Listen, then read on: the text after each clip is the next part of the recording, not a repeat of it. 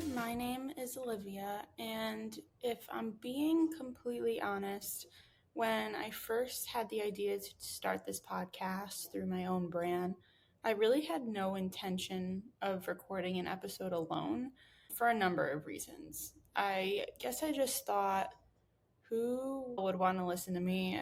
Anyone could grab a mic these days, anyone could start a podcast, and it seems like everyone is, but I think that recording the first episode myself is not only really freeing for me, but I also think it's necessary. So I'm going to tell you why you may want to listen to the Livvin for Food podcast going forward. I never really wanted to be an influencer. I never really claimed to. In fact, that's not really my intention behind this podcast and never will be. I just realized that throughout my journalism career, which I've only really been in for 3 years now, I have had some insanely cool experiences. I've met some insanely cool people, and I'm really good at what I do. And in a way, when it's your life, you kind of become desensitized to everything that you're doing, especially when it's in media, until someone you know or even someone you don't know tells you how jealous they are, how cool something is I did, or they ask me how I got my start. So what I actually did was put up a Q&A on my Instagram, and I got flooded with so many really awesome questions about how I got my career and how it kind of manifested into being a celebrity interviewer and a food and beverage writer. And let me just say, first off, I am not making big cash. Like, I am not doing anything crazy, but everyone is so fascinated by how I got on these PR lists and how I started freelance writing for brands and what made me interested in food journalism. And normally I say that it just kind of happened for me, but I think that's kind of not really giving myself enough credit because I did work really hard. But what I mean by it just kind of happened for me is the career found me and made me pursue it because it's something that I was passionate about. My family was very food oriented and still is. I absolutely loved visiting restaurants and cooking for pleasure, and I absolutely love reading and still do, even if I don't make as much time as I'd like to anymore. But I kind of mixed those two and created a career from it. So I originally went to school for communications and political science. There was a lot running through my mind when I was in college, I would say. I was all over the place. I wanted to learn more about public relations.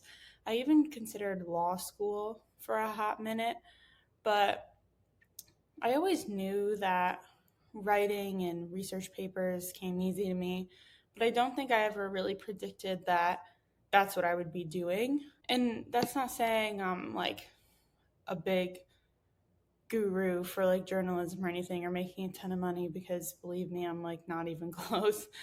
But I do think that I enjoy my career more than I've necessarily seen peers my age pursue a career that they thought they were supposed to.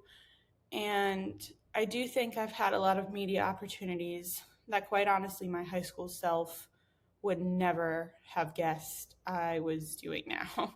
I mean, if you told me in high school that I would have been invited to Coachella at no cost, or having breakfast with Alton Brown, or literally talking to my idol, Sophia Bush, who I absolutely adore, by the way, and have been motivated by since the minute I saw her on One Tree Hill, and then followed her activism after that. I could talk about that all day, though. I would have actually said you were insane, and because I was very shy back then, and I didn't really curate my public speaking skills until later in college, I definitely would not have predicted any of this. And I do want to clarify that, yes, social media is a big part of my job, and I do it to build relationships with brands and keep a pulse on trends, but social media is also just a highlight reel. So I'm not knee deep in celebrity events and free things like every day of the week. That is like probably 20% of what I do, and the rest is me writing or emailing. Honestly, emailing is probably most of what I do. But I do have to take a break from that culture every now and then just because, especially with me living in Los Angeles, I find myself comparing how I look or what I'm doing or my fashion to others just as much as anyone else on the apps and in person too, because a lot of these events have people who are either high profile or have a lot of money or come from wealth. So my passions for journalism manifested from a club I was in college, and then from there I made my side passion turn into a career. I was really lost in what I wanted because communication is so broad. So, first, I got an internship in social media, which, by the way, was not an easy feat.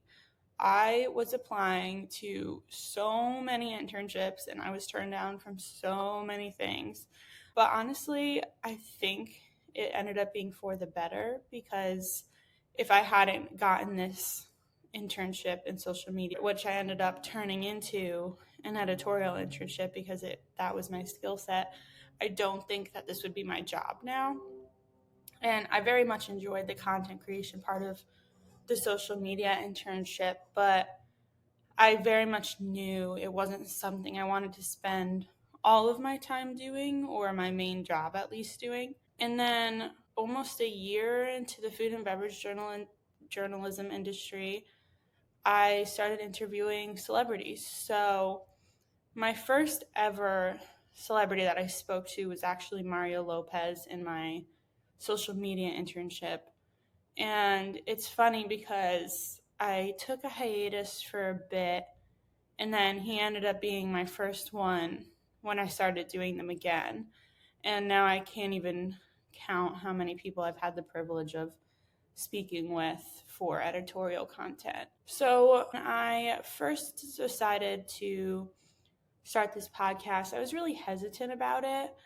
I think because I felt like I didn't have as much weight in the world as I would have liked to. And when I took a step back, I tried to decipher what I equated what this weight was, or I equated this weight to. And I realized that was money, status, and most importantly, follower count. And then I had a really enlightening conversation with Ross Matthews, who's the co host on the Drew Barrymore show. And he told me that nothing changes if nothing changes. And we were more talking about health wise and weight and things like that, physical weight, not mental. But I kind of let that sit with me for a bit because I've always been extremely motivated and I knew that there's something that I'm supposed to be doing, but I've had too many ideas in my head and that was completely overwhelming because I didn't know necessarily how to organize those thoughts. And because I was so scattered, nothing would actually happen and nothing would actually be manifested into that. So then I went on a press trip. It was a 4-day press trip that will always be in my memory. And I got to bring my mom, which was really special because usually my parents don't get to witness me conducting interviews until the article comes out. And, you know, those are edited, not terribly edited, but edited enough because the whole conversation never gets put into an article because no one wants to read a 4,000 word interview unless it's like Selena Gomez or something. But I interviewed 7 Food Network and celebrity chefs in one day, and I was extremely exhausted, but also extremely gratified. I remember I was driving home and I had just met Buddy Velastro, and me and my mom got to take a picture with him, and I just was thinking, I grew up watching him. And then I was on my ride home and I was just felt really accomplished. especially because my mom got to witness it. That was really cool for me. And then after one interview, Michael Simon, who is very well known for barbecue recipes and has a ton of shows, was signing his cookbook for me. And he said, "Thank you for those questions. Not everyone does that kind of research. You're very, very good at your job." And I mean, who knows if he remembers that because he meets so many people, but I felt really appreciated in that moment. So I had put so much effort into that weekend, and I didn't want to just go up to these people that I've lived through so amazing experiences and have so much knowledge and ask them, "Oh, so how'd you become a chef?" Like, no one really wants to hear that because they've probably told it so many times, and in my opinion, it's just a waste of time. So I want tips that people can utilize in the kitchen. I want behind the scenes stories that you wouldn't get anywhere else. And I want to learn from people I never in my life thought I'd meet, let alone speak with one on one for 30 minutes or an hour or whatever it is. And I thought, screw it. I'm going to start my podcast. I'm just going to do it by myself. And I decided to make a big leap and move across the country. And why can't I do this too? So I needed to focus and be on a new environment. And because something I've always noticed about myself is if I don't push myself, I'll get comfortable and never dream really the way I want to. Then the first week or so that I moved here, I interviewed Lydia Bassinish, who has so many cookbooks I can't even count now. She's an Italian American chef, but she was explaining to me her immigration story and how that was the beginning of her empire. And I was so intrigued by her stories and what she recommended using in the kitchen. And then at the end of the interview, she told me I was a very good interviewer. Just her and I had a lengthy conversation that honestly could have gone on for longer, but the only reason it didn't is because my Zoom time limit was running out. But it was so fulfilling because no PR reps were online, public relations reps, no brands were listening in. We were supposed to talk about her PBS special, which we did in length, but because it was such a wholehearted subject, the conversation was really touching in general. So it was just me and her, and she told me she enjoyed the conversation, and that's when it solidified for me that I don't necessarily need the status or the followers to start a podcast. I just really want to talk to people. I always loved school and learning, and I want people listening to have the chance to do that too. And I'd like to think it's something I've become comfortable with and excelled at. So I'm going to do my very best to get inspiring chefs, content creators, brands, and all different people from the culinary industry to tell you about their life. And it'll be lighthearted and fun and all of the things in between. But I thought in this particular episode, it would be kind of fun to turn the tables on me a little bit. I am so used to interviewing other people that when people ask me questions, I kind of get a little bit flustered, or I don't necessarily know how to answer them the way that people would who've had media training or things like that. So I had my Instagram followers ask me anything they wanted about traveling, food tips, celebrity interviews, etc. So I'm going to try my best, and I picked out 5 questions. My whole spiel was kind of answering one of them because a lot of people asked me how I got my start, which I mentioned before, but the other ones are pretty fun. So we're going to get into it. So the first one says, "Where is your favorite place that you've traveled?" So I think I'll probably do an episode on this, or at least mention it in my conversations with chefs and people like that. But I would definitely say Croatia. Croatia was jaw-droppingly beautiful. We went to Dubrovnik and Split. Dubrovnik was a very long bus ride for hours on end. And I loved it because there were so many outdoor activities. We went kayaking. There, I don't know how else to describe it, but there's basically a little town within Dubrovnik that's surrounded by a wall, and you could actually walk on the top of that wall, and it was very hot. I was sweating profusely, but it was worth every minute of it, and we took incredible photos. The kayaking was a little rough because it was like, I feel like it was 2 hours. I don't even know if that's accurate anymore, but it really was taxing because I am in no way a Olympic athlete or anything of the sort. So it was really exhausting, but the sun was setting when we were doing it, and it was just a memory that can never be taken away. So Dubrovnik was beautiful. It's also known for Game of Thrones, so I've never watched that, but if you're interested in that, you could definitely go there and see some places where everything was filmed, and there were a few souvenir shops that were really, really cool. I definitely could probably talk about that more in length. Maybe I can even do a travel guide or something like that, but Croatia was definitely worth it. And we traveled there from Florence, Italy, where we were based during the summer. So it wasn't as expensive to buy a flight there, but I can imagine from the United States it's probably pricey.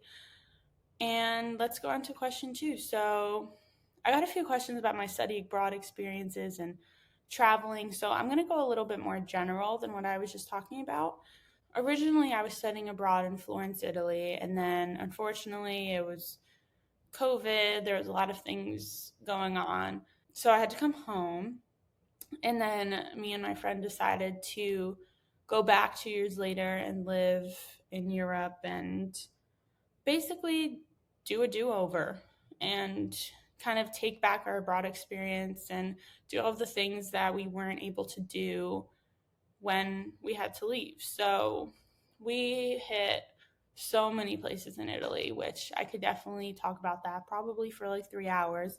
We went to France, so we went to Nice and then Paris.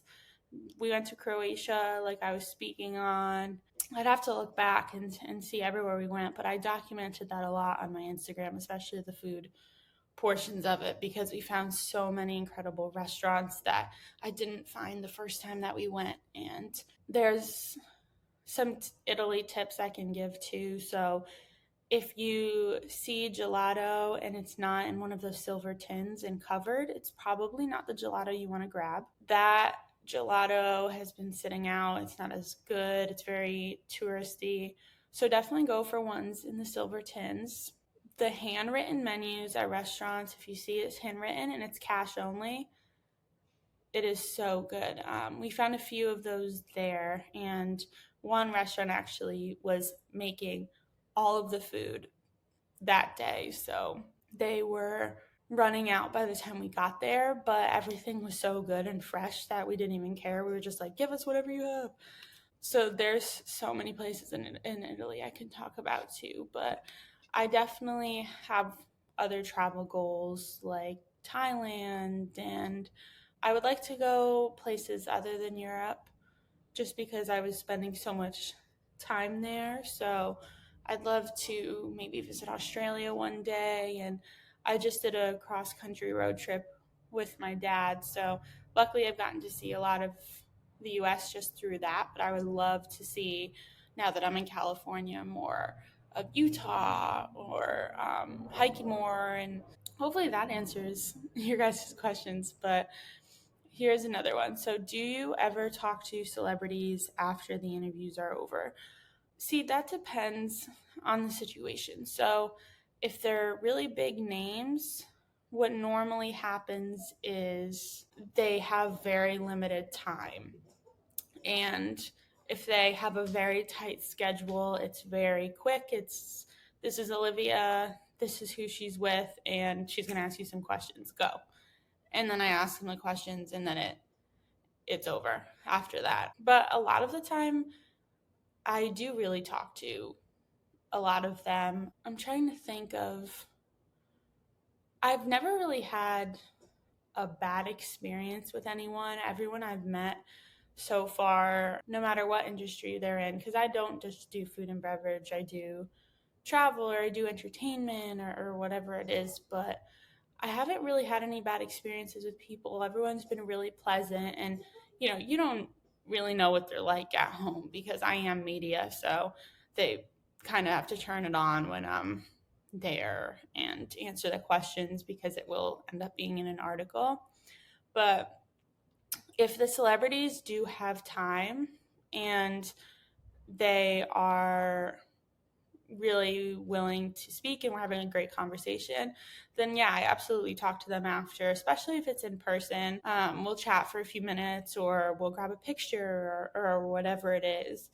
And I've actually come to find that a lot of them remember me, which is surprising because they meet so many people and you would think that like faces just come and go, but I would say a good amount have really good recall.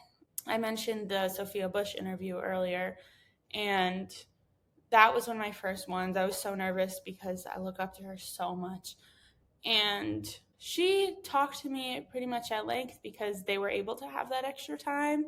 And I was only supposed to get 10 or 15 minutes with her, and then I ended up talking with her for 20 or 25, something like that.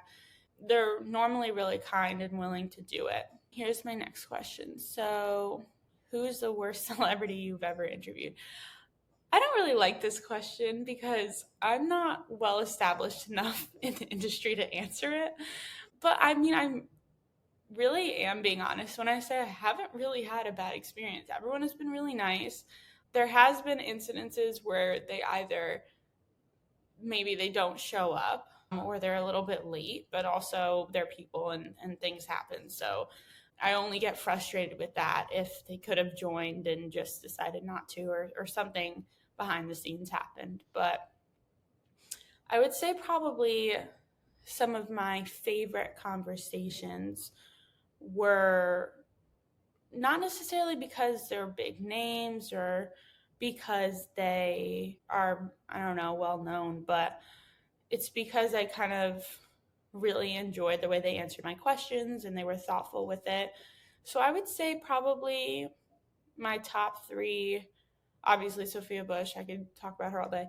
And then the second one would be Maggie Wheeler. So Maggie Wheeler was on the show Friends and she played Janice.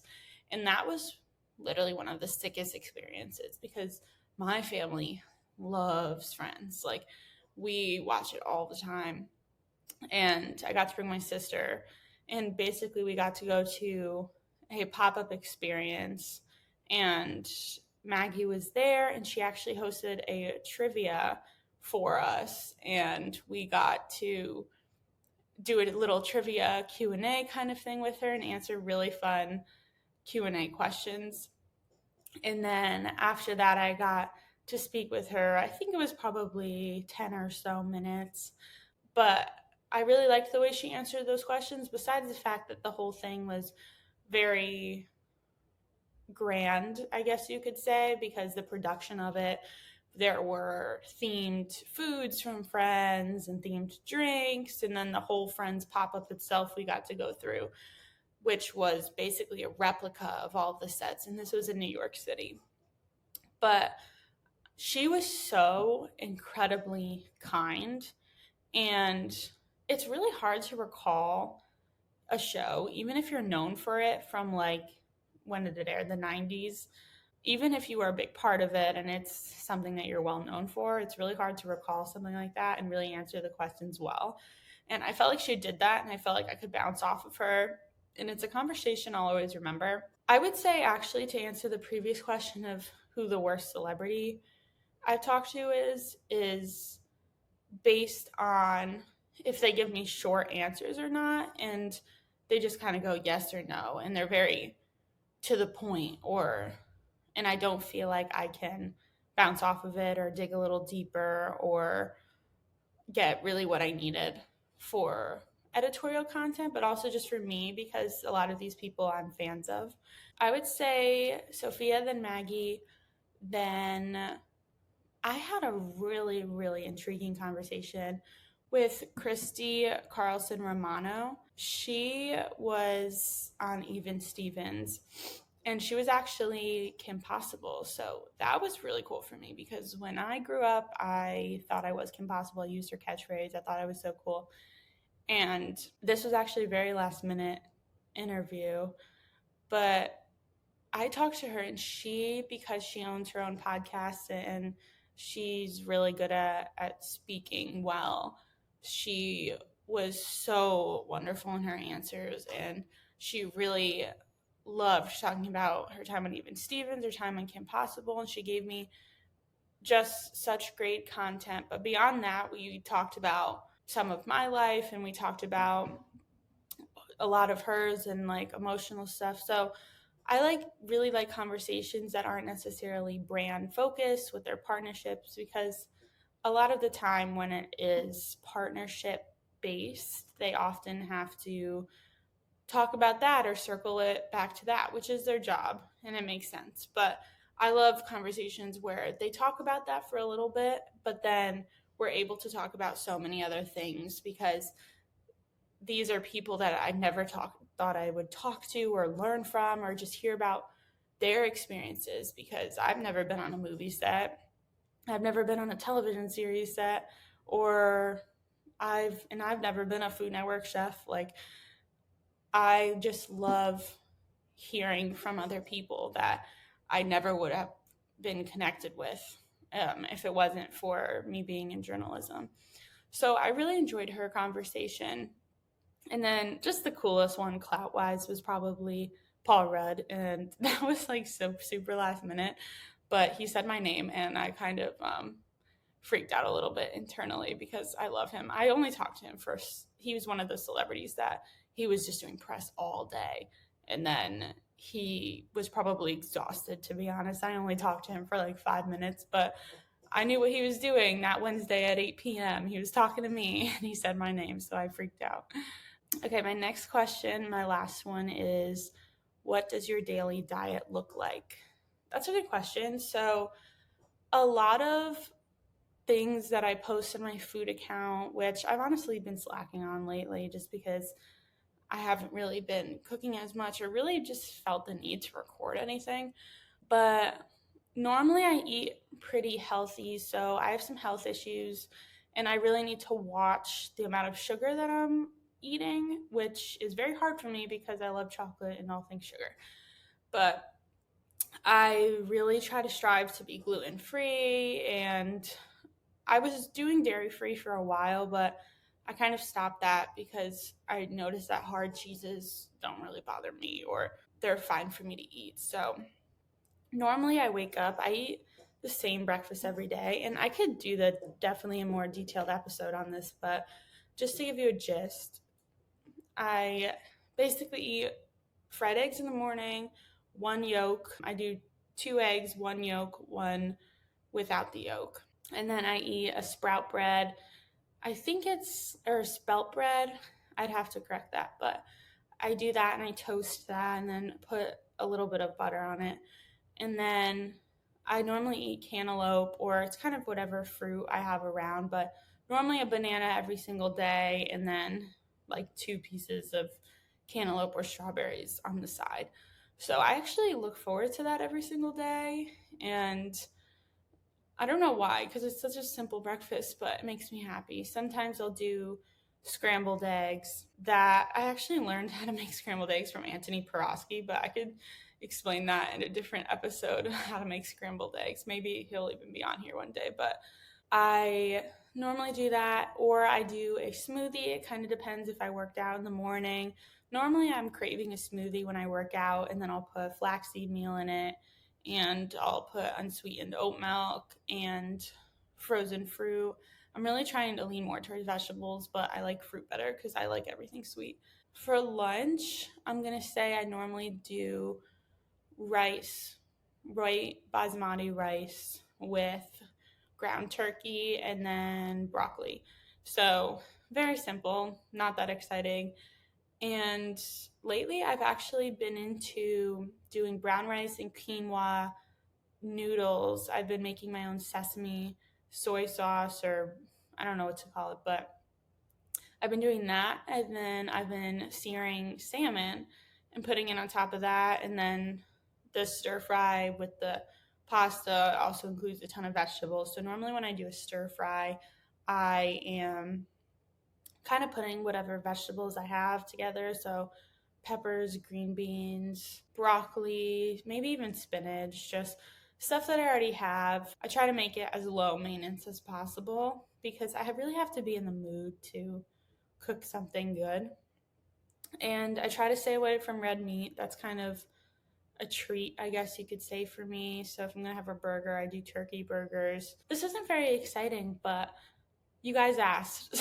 So maybe I could do a more detailed episode on what I'm eating or what recipes I'm digging into now. But yeah, so I hope you really enjoy this podcast, and I'm really hoping that it does as well as I think it would do. There's so many amazing people to learn from, especially in the culinary industry, who are doing so much just on food sustainability and trying to leave less of a carbon footprint, or trying to push the envelope creatively in the culinary world. And it's just so fascinating to see how everyone else perceives food and has grown up in different households with different meals that are nostalgic to them.